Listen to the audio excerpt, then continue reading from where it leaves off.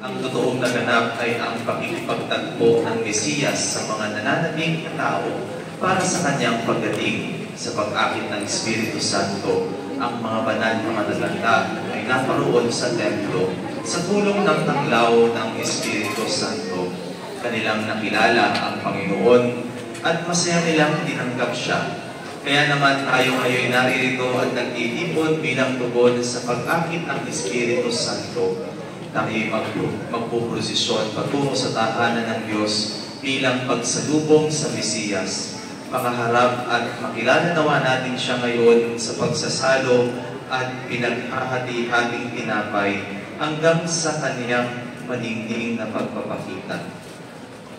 Manalangin tayo. Ama naming makapangyarihan, at ikaw ang pinanggagalingan ng lahat ng kaliwanagan. Ang liwanag ng tatanglaw sa lahat ng mga bansa ay iyong ipinakita ngayon sa banal na si Simeon. Gawin mong banal at basbasan ang mga kandilang ito na hawak-hawak ng mga bumubuo sa iyong sambayanan. Sa aming pagdadala nito, kami naway marapatin mong umawit ng pagpupuri para sambahin ang ngalan mo.